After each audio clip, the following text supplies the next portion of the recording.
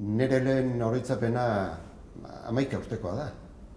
Ni Abaltzisketan jaioa naiz eta handik ekarri ninduten Mirakontxako monjen kolegio batera eta preseminario deitzen zitzaion leku batera, seminarioan sartzeko prestatzera eta orduan ezagutu nuenik amara, asteburuetan egiten genituen txangoen bidez. San Juan de Diosetik goitik behera edo behetik gora gogoratzen naiz oraindik buruan dauzkat horko iskailerak igotzea edo jaistea zenbat gustatzen zitzaidan. Ordutik. Bueno, amara, guk garai hartan ez genuen amara orain bezala ezagutu, orain kontzientzi gehiagorekin begiratzen diozu, ezta? Baina pasadizoko amara bat zen, orain baino askoz ustuagoa, paseoan lasai ibiltzeko leku gehiago zegon. Herri txiki batetik etorri ondoren, gu ez ginen ibiltzen etxe bila, baizik eta leku libre bila. Ark asetzen gintuen, ezta? Oroitzen gintuen gure baserria eta gure Abaltzisketa eta gure kanpoa, ezta? Eta horixe gogoratzen naiz, besterik ez. Hemengo baserri horiek? Bai, Xanti jatetxearekin gogoratzen naiz. Eta gero, ura nola iristen zen amararaino, horko landaredi ura, ezta? Ura iristen zenean, bazten zen landaredi berde ura, hegaztiak, ura izugarri gogoratzen du nik 11 urtetik 12 urtera hemen Donostian egon nintzelako. Mirakontxan.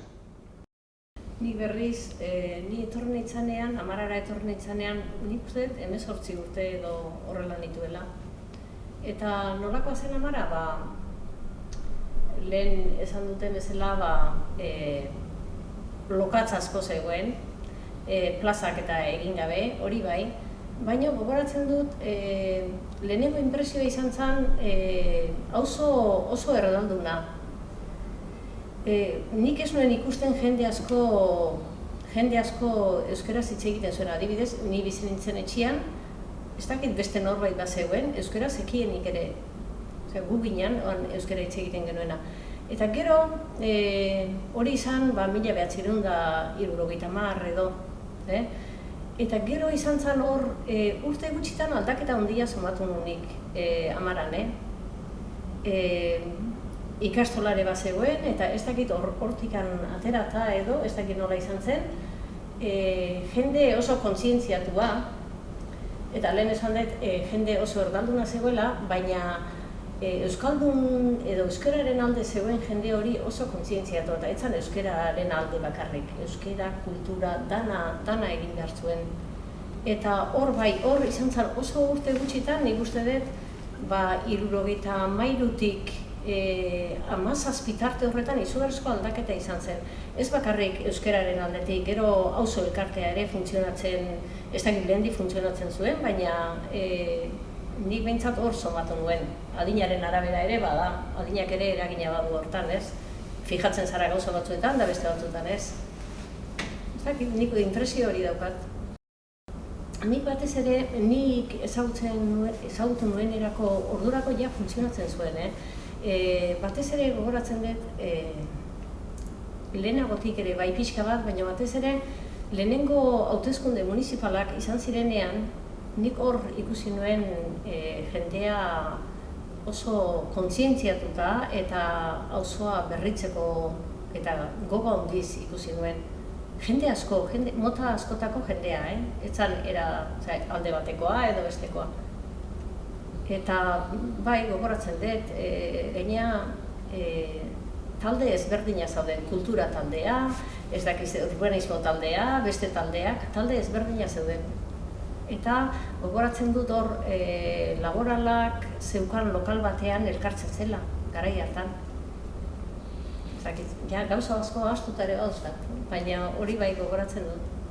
Eta lan handia egiten zela,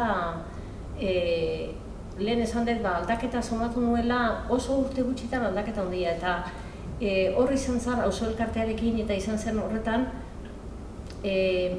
Jose Mari Irazusta izan zen, adibidez, horrek lan handia egin zuen. Garai hartan Felix Sotore oso ezaguna zen, baina ez bakarrik amaran, Donosti mailan zen ezaguna, ez? Ulian eta beste leku askotan, baina hemen auzoan Jose Mari Irazusta izan zen eta horrek asko lagundu zuen. Hor esan ditugun, bestakit lehen esan diren, edo berak esan duen, baina hor Osinaga, gaur egun Osinaga den auzo hori egin baino lehen, hor egon zen urteak eta urteak egon zen horretxe handi bat, eta hori gelditu zuen hemengo jendeak, esan nahi dut, auzoko jendeak egin zuen hor garai hartan proiektuan zegoen hori aurrera ez ateratzea. Lehenengo urtetan ze lagunak eta beste auzoetan, baina nola, ez dakit nola, baina nola bait sartu nintzen, eta gogoratzen dut,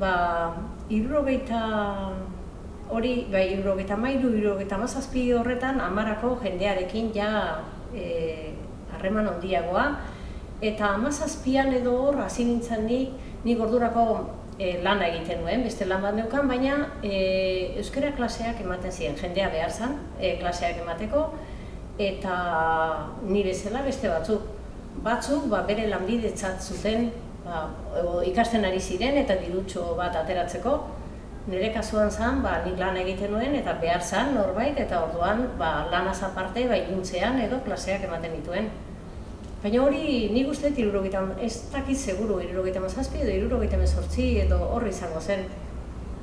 Eta, nik uste hor pare bat urte edo eman nituen, agian 3, ez dakit, urteak ainazkar pasatzen direnez, eta nork koordinatzen zuen, garai hartako ura nork koordinatzen zuen, nik gogoratzen dut Jon Mendizabal, nik ez dut besterikola gogoratzen, eta bestela Amarako jendea zan klaseak ematen zituna, ni akoratzen naiz, Erose gitarrak, hor Felipe Laugarrenean bizi direna, Sancho Sabion bizi ziren beste batzuk, garai hartan, gero ja horiek ez dute jarraitu gau eskolatan eta horrela, zerbait gehiago. Gero, 12 urtekin, Saturarana joan ginen. Saturaranen 2 urte egin da berriro Donostiako seminariora. Orduan ordurako Donostia ezaguna genuen eta lasaiago, ez da? Lehendabiziko 11 urtekin, 11 urtekin gu herri txiki batetik etorrita, imagina zaitezke, ez da? Nola ibiliko ginen, lehendabizi negarrez sartu ginen. Irten, akaso, parrez, baina sartu bintzen negarrez. Guretzako gogorra izan zen, familia utzi eta etortzea, eta 3 hilabete etxera joan gabe egotea, eta hori dena ikaragarri izan zen, giro arrotz batean, dena gaztelaniaz, dena ikasi behar izan genuen, eta gainera hizkuntza arrotz batean, eta beste guztiekin konpetituz. Hori gogorra izan zen, baina gero halako ateratzen zera, ez da?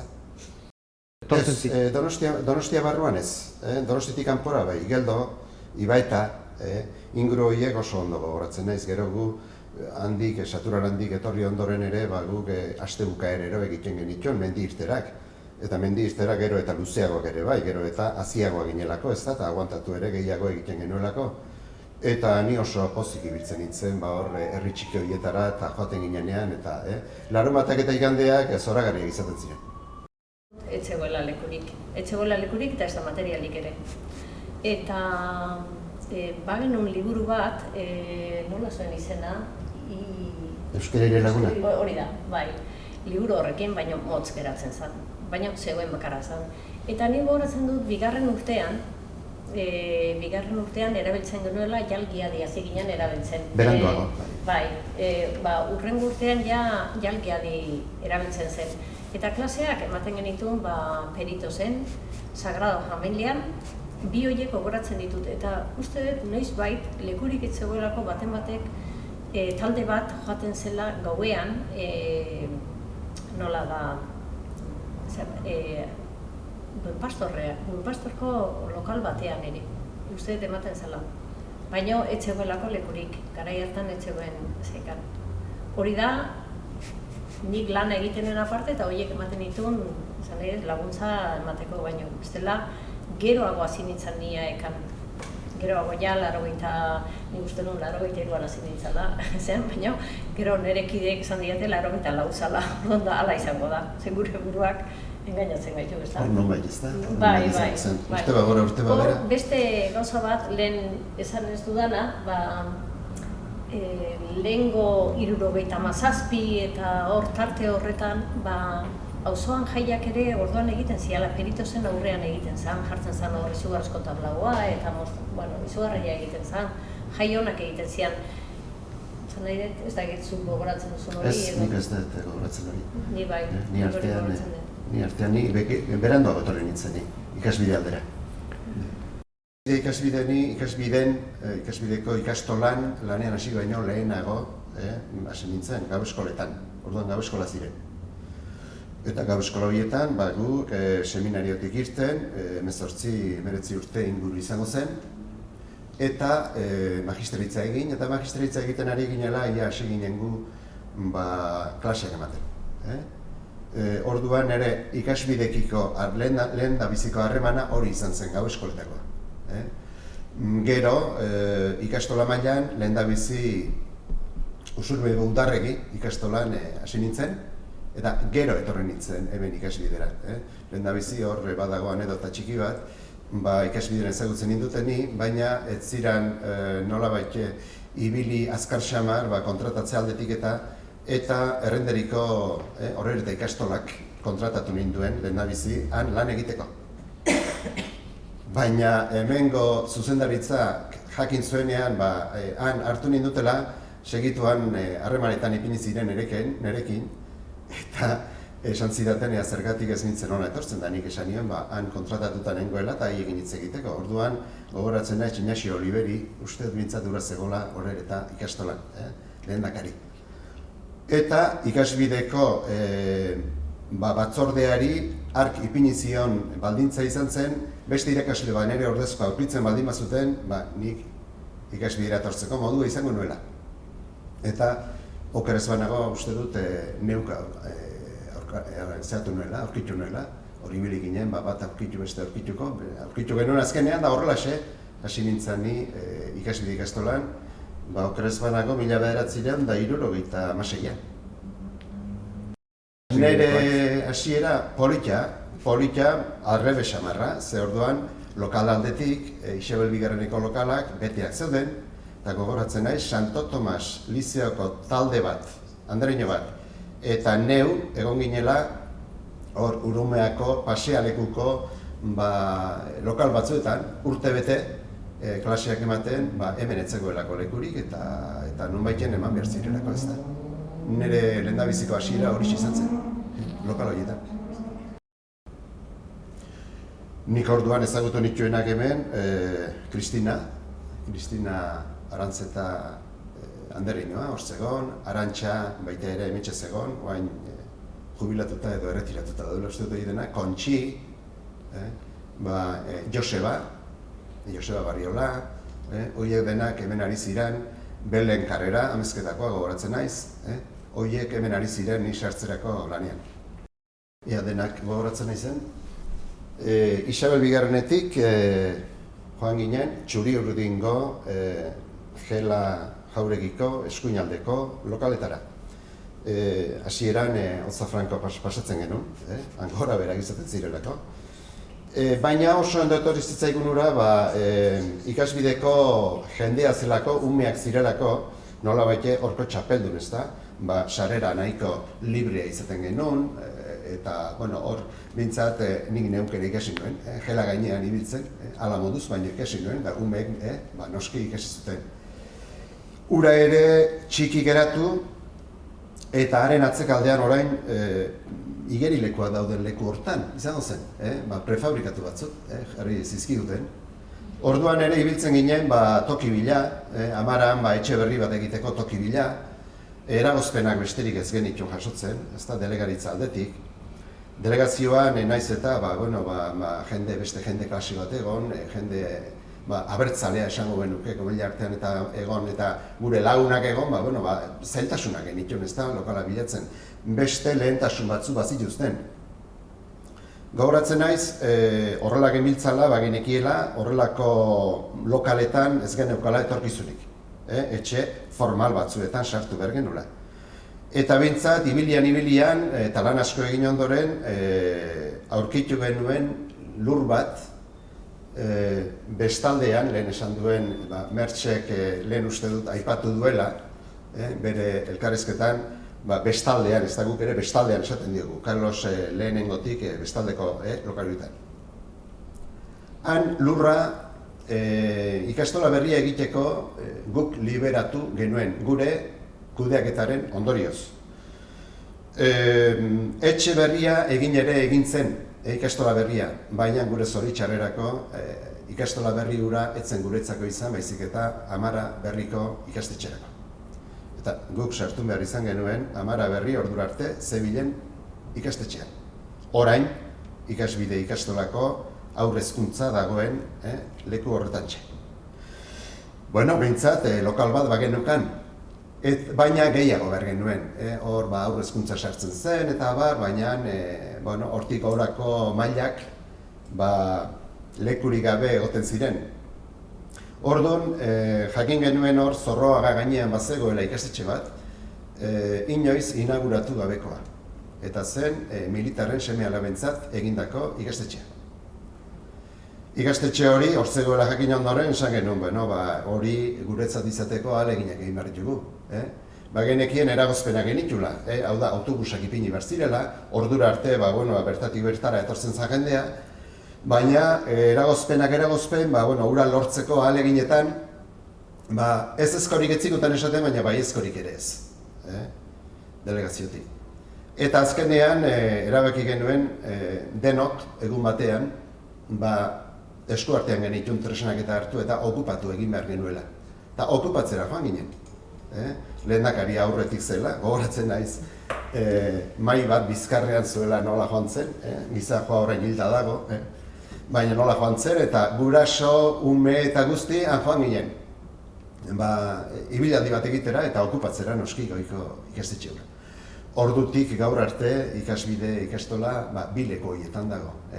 Bata Amezketa plazan eta bestea Zorroagan.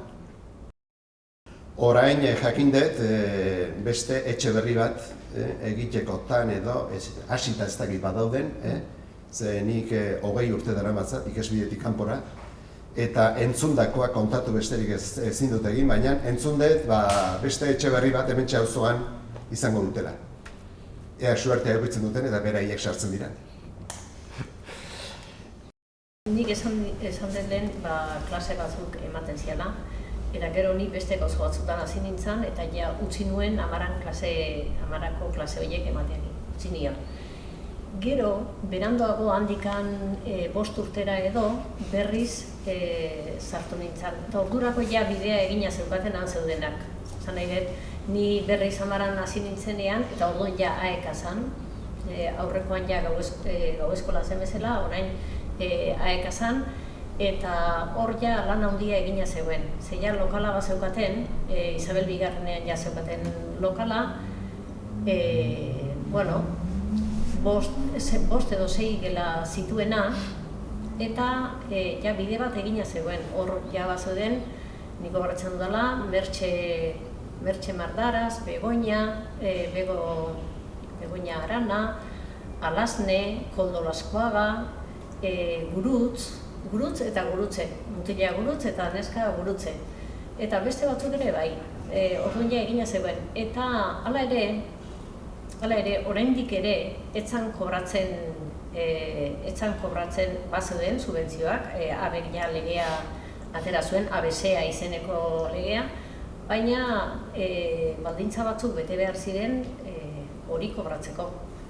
Eta beti, ez dakit, guk onartzen ez genuelako edo zergatik, baina beste euskaltegi batzuei ematen zitzaion olako laguntza esente altuagoa, hirukoitza edo olazan, eta guk beti genuen oso parte txiki bat.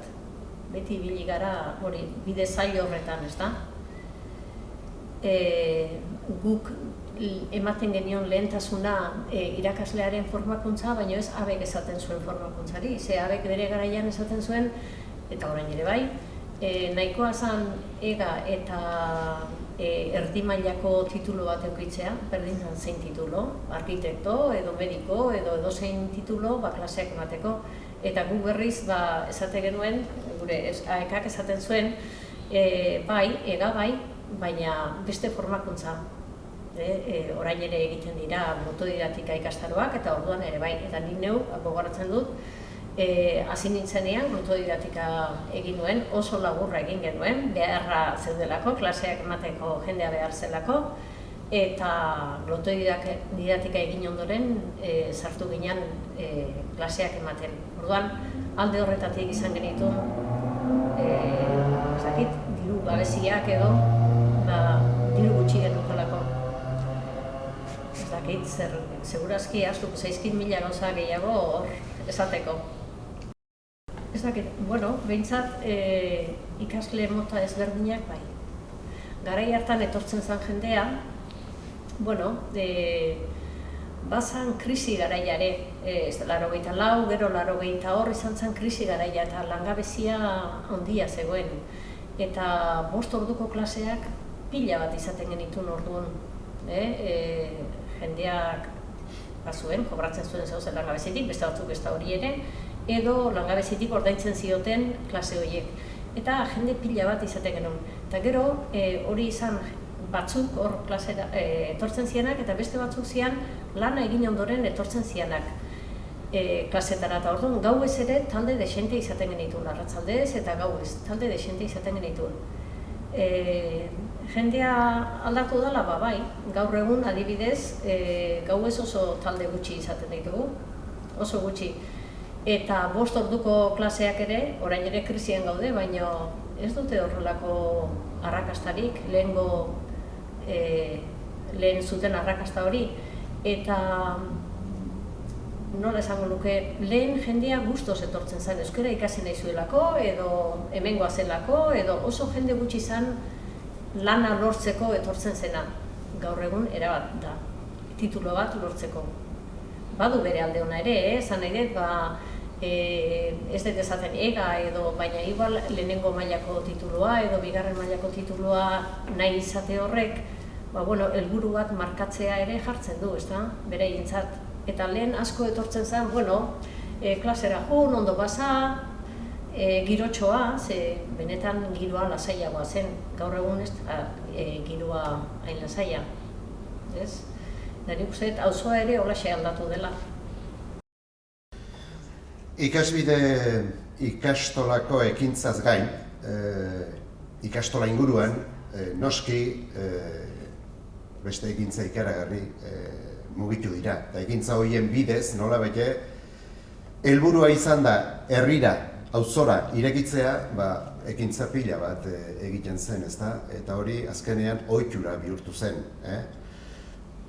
Batzuk aipatzearren, Olentzero, Eguberritan izaten zen lehendabiziko ekintza fuertea.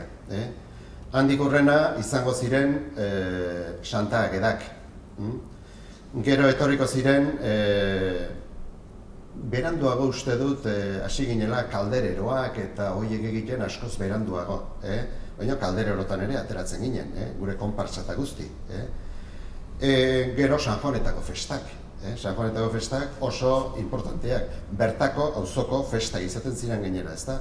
Eta gogoratu horko txabosotoak eta horko festak, herri txiki batean egiten ziren antzekoak egiten saiatzen ginen. Bai herri kirolak ekarrita, bai trikitilariak ekarrita, bai erromeria herrikoi xamarrak jarrita, jendea jaterar etortzen zen, horko sardinak eta horko kazuelak eta abar. Eta oso giro ederra sortzen zen. Da hori, aitzakiatzat hartzen gendu baita ere, ikastaro bukaerako umeen jaialdiak egiteko. Han halako holtza handi bat ipintzen zen, da holtza horren gainean, umeak oso protagonista eder bihurtzen ziren. Denak antxe, argazkiak ateratzen guraso guztiak, bere familiko guztiak, eta hori izaten zen jai handi bat ikastaroari amaiera emateko. Eta handik atzera, gero uda etortzen zen eta San Juan suarekin, amaitzen zen hemen pixka bat ekintza hori. Nik uste dut horrek jarraitu duela edo jarraitzen saiatzen dela gaur egun ere jendea. Nik egia esan, orain dela 20 urtetik ez diot egin horrelako jarraipen zorrotzik, entzuten dudana kontatu diezazuket, baina han egoten zen, plazan egoten zen, giro hura orain ez da egoten nonbait, Goiko beste plaza hontan, ez da. Gero eragozpenak ere izan dira, badakit entzun ditut, nire belarritara etorri dira bintzat, inguruko jendea protestatu egiten zuela, hots gehiegi ateratzen zirelako, gauean ez dakiz zer ordu arte, bakarrik jarri zitekeela musika, lehen izaten zen zerbait, baina nik uste dut orduan askatasun gehiago zegoela, orain kontrol handiagoa dago. Ez horrek molestatzen duelako, baizik eta ekintza horregatik, beragatik ere uste dut izan litekeela. Eraman ezina, inbidia, izan litezke gauza asko, oker ez banago nintzen. Baita horrekin lotuta, lehen esan dut aldaketa, ez da? Eta bai, zaratana eta hori, guk izan ditugu horretan beste gauza batzuk ere izan ditu horrekan, ez da? Eta nik uste dut antzekoa edo zerikusia badokala, guk izan genuen 87an, adibidez izan genuen horrelako afer bat edo izan genuen salaketa oso gogorra izan genuen. Gure euskaltegietan bahiketak prestatzen genitula edo horrelako salaketa bat izan genuen. Garai hartan oso gogorra eta izugarrizko kaltea egin diguna, ez da? Eta nik uste dut auzoko egoera horrek markatzen duela, bai berak esan duen zarata ateratzen zelako, ze nik gogoratzen ditut, beraiek egiten zituzten txabol sotoak eta oso giro ona izaten zen, ez? Eta gaur egun, 12-tatik aurrera ja ezin da zaratarik atera. Jende mota, ez dakit jende aldatu den, edo ze gertatzen den, baina ezin da zaratarik atera, eta gauz asko egitea, utzi diogu egitea. Baina errealaren partidua bukatzen denean gaueko ez dakiz zer ordutan, edo eta kanpotik etortzen zaigunean oso ondo iruditzen zaite, eta ni horrekin adosna gota abar, ez da. Esate baterako Rubiko partida jokatzera eta bar, hemen auzoa ireki egiten da eta dena libre da. Baina beste zenbait ekintzatarako, bertako ekintzetarako ez da libre. Hor ere, ni pixka bat kritiko, sentitzen ez. Niretzat Amara, hor bizitzea tokatu zaidan auzoa da. Tokatu egin zait, hor bizitzea, leku askotan bizi izan naiz. Ondo moldatu naiz, edozein lekutaten ere. Uste nuen arazo gehiago izango nituela, baserritik atera eta baserri girotik atera eta ona moldatzea. Uste dute molda erraza izan naizela, alde hortatik eta horrek asko lagundu dit, bertan integratzen, bertan txertatzen eta bertako bizi moduan ohitzen, ez da? Ni gustora egoten naiz lagunekin zerbait hartzera eta horna batera joaten izenean. Gustora egoten naiz urumea ondotik txango bat ematen duanean, baina enizuke esango, edo enioke inori esango, nire txokorik maitatuena edo gustokoena edo zein den, enuke jakingo hori esaten. Nik ere ez nuke jakingo zaten eta niri Amara beti iruditu zait oso leku ona dela.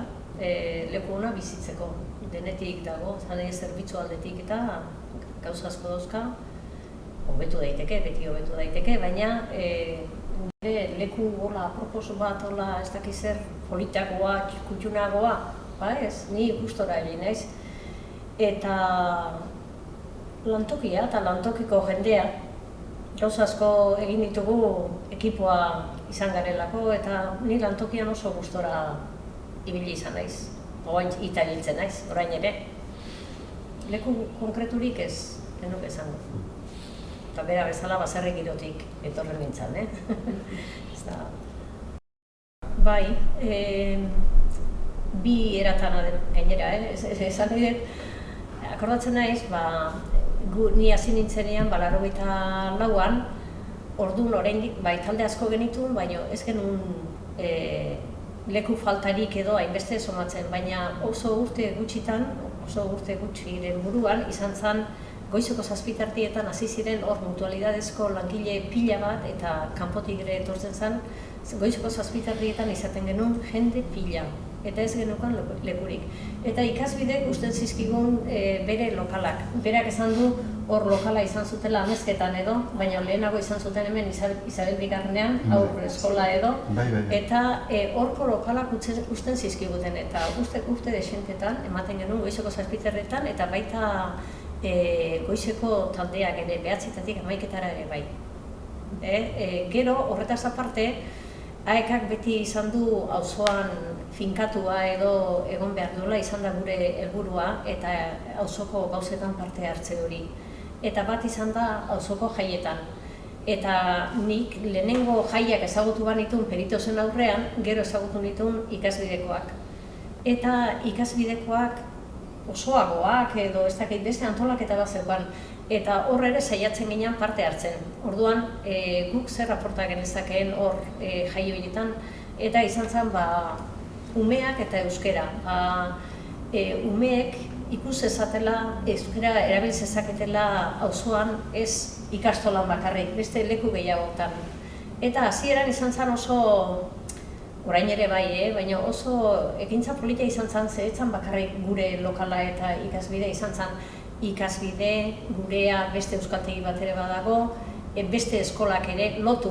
Eta leku ezberdinetan euskara erabiltzeko aukera bat zegoela ikus ezaten, ez da? Altxorraren bilaren antzeko gauza bat ezatzen genuen, baina leku bakoitzan egin berzituzten gauza ezberdinak.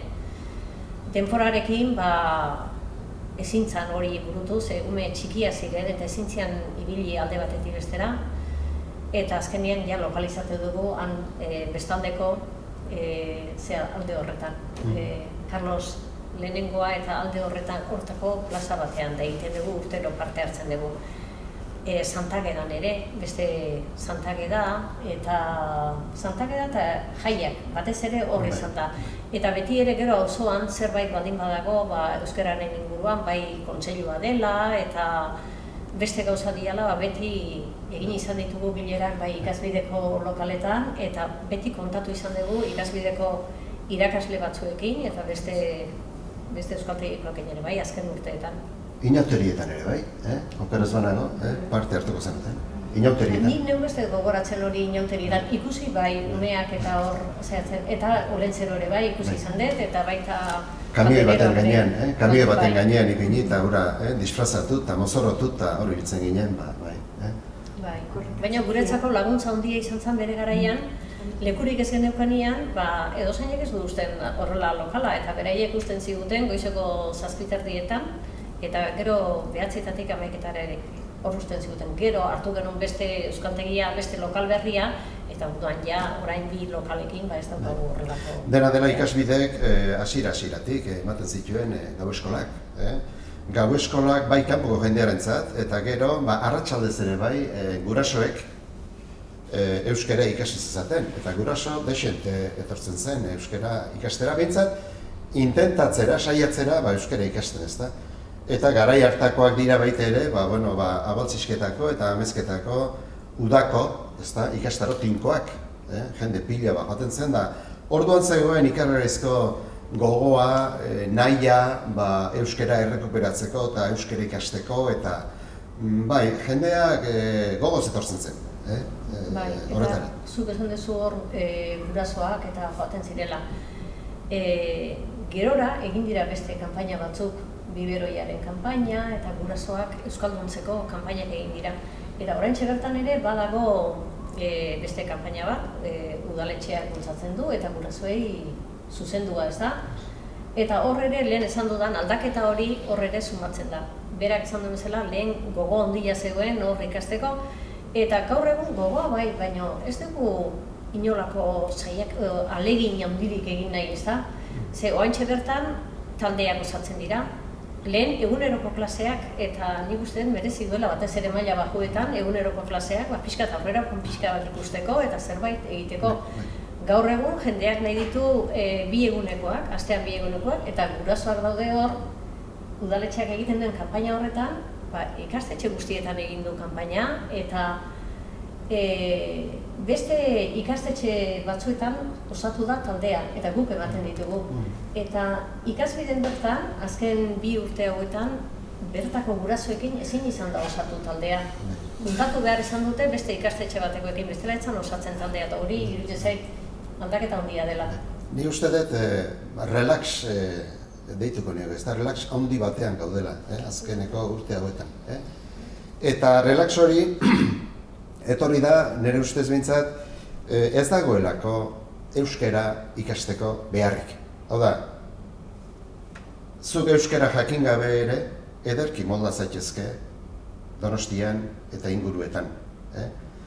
Orduan, behar hori sortzen ez bada, nik oso itxaropen eskasa txikia daukat, euskararekin zerbait egitekoan. Ni izugarrizko poza hartzen dut kalean gelditu eta nire ikasle izan dakoak eta haien seme alabatxoak eta ikusten ditudanean behintzat esaten dut, ostras, zerbait egin diagu, ezta? Baina hortik aurrera zer, gero segituan buelta eman eta ikusten duzu gaztelania dela, ezta? Hitzetik hortzera entzuten dan, zera, gaztelania gora, gaztelania bera. Naiz eta euskaraz jakin, gaztelania hitz egite hori ezurretaraino sartuta daukagu, errespetoa, ezta? Euskaraz ez dakien baten aurrean, beti gaztelaniaz jotzen dugu, lehendabiziko hitza gaztelaniaz egiten dugu eta hori aldatzen ez badegu, serio hartzen ez badegu, nik uste dut jai degula.